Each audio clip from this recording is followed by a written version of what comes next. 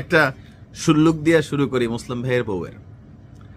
তো মানে ভাবির এক পাশের বাড়ির মহিলার সাথে অনেক খারাপ সম্পর্ক ছিল, প্রতিদিন ঝগড়া করতো, মাঝে মাঝে করতো মরে না তাই মরে না আছে না আমাদের বাড়ি ঘরের মধ্যে এরকম আছে।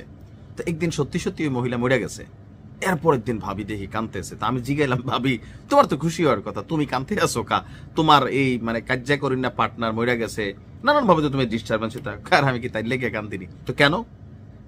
জমে যে বাড়ি চিনছে, অর্থাৎ আজরাইল যে বাড়ি চিনছে, এই কারণে ভয় পাইছে।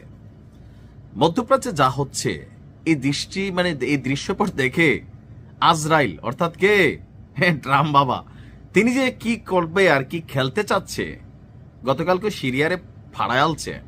তো এই পরিস্থিতিতে পুরো ইউরোপ জুড়ে, আমেরিকা জুড়ে ট্রাম্প যে মানে ছিনাই নেওয়ার একটা মেন্টালিটিতে এই মুহূর্তে হাঁটতেছে। কিউবারে বলছে যে রেডি থাকো আসতেছি, কলম্বিয়ার দিক দিয়ে গুতাচ্ছে, ডেনমার্ক রে গুতাচ্ছে, সবার উপরে একটা পরিস্থিতি কিন্তু তৈরি করে ফেলছে। তো এর মাঝখানে পশ্চিমা শক্তির খুবই অন্যতম মিত্র শক্তি কে? সৌদি আরব। G20, G7 একটা আছে, G20 একটা আছে। তো G20ও হচ্ছে পৃথিবীর অর্থনৈতিক, সামরিকভাবে বা সব দিক থেকে কানেক্টেড যেই বন্ধু মহল, পৃথিবীর সর্বোচ্চ 20টা দেশ, এর মধ্যে সৌদি আরব একটা, এদিক থেকে একটা শক্তিশালী অবস্থানে আছে। অপরদিকে ন্যাটোর মধ্যে থাকা একমাত্র মুসলিম রাষ্ট্র এটা হচ্ছে তুরস্ক। অপরদিকে পারমাণবিক শক্তিধর এই রাষ্ট্রগুলোর মধ্যে তুরস্ক, সৌদি বা অন্যান্য দেশগুলোর মধ্যে পাকিস্তান।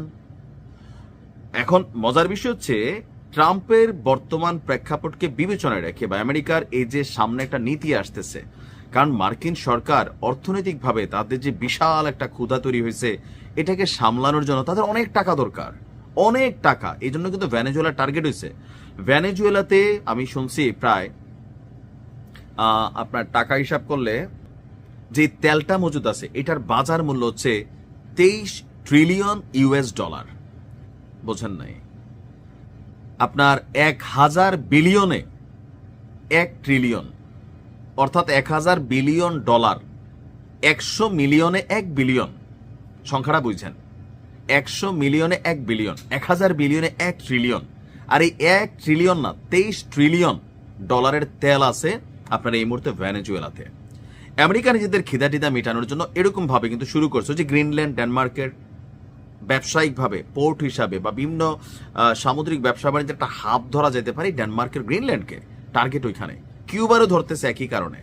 তো এগুলো দেখা পাকিস্তান এবং সৌদি, এটা তো পুরনো মিত্র, তুরস্কের সাথে নানান মতবিরোধ ছিল, কারণ তুরস্ক একটা মিডলপন্থী অবস্থানে ছিল, ন্যাটোর সদস্য, পশ্চিমাদের অনেক কিছুতে মদতদাতা, ইসলির সাথে ভালো সম্পর্ক, তো এগুলো নিয়ে একটা দূরত্ব ছিল। কিন্তু হঠাৎ করেই পাকিস্তান এবং সৌদির মধ্যে যে ন্যাটো স্টাইল একটা প্রতিরক্ষা চুক্তি হয়েছে, খেয়াল আছে তো?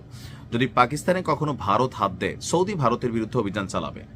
আবার ধরেন পাকিস্তানে যদি ইরান হাত দেয়, তাহলে ইরানের বিরুদ্ধে পাকিস্তান অভিযান চালাতে হবে। তাদের মধ্যে এই চুক্তি রয়েছে যে তোমারে মারলে আমি আসবো, আমারে মারলে তুমি আসবা।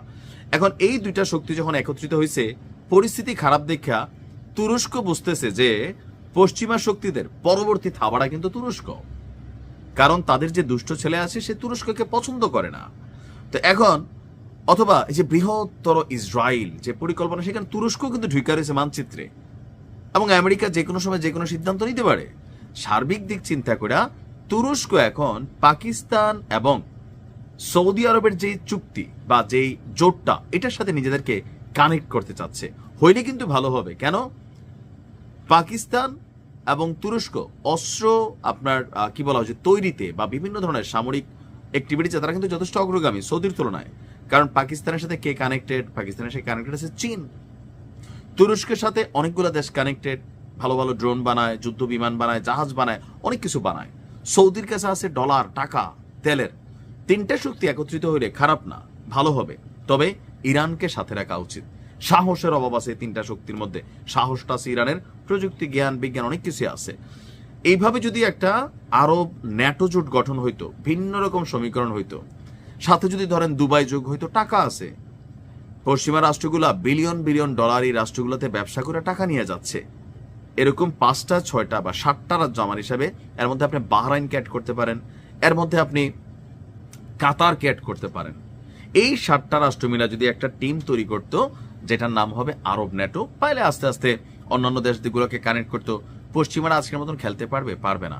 এখন তুরস্কের যে প্রেসিডেন্ট এরদোগান বড়চন্ড ধরিবাস টাইপের ক্যারেক্টার, পরিস্থিতি খারাপ দেখা হ্যাঁ ঠাস করে আইসা ন্যাটোর উপরও তার ভরসা নাই, তার এখন আরবদের সাথে প্রতিরক্ষা চুক্তির এই ভরসা যথেষ্ট ট্রাই করতেছে। যতটুকু শুনছি যে কোনো সময় তুরস্ক এখানে কানেক্ট হইলে কিন্তু ভালো, খারাপ না। কি যে ঘটতে যাচ্ছে 2026 আল্লাহ ভালো জানে। আসসালামু আলাইকুম।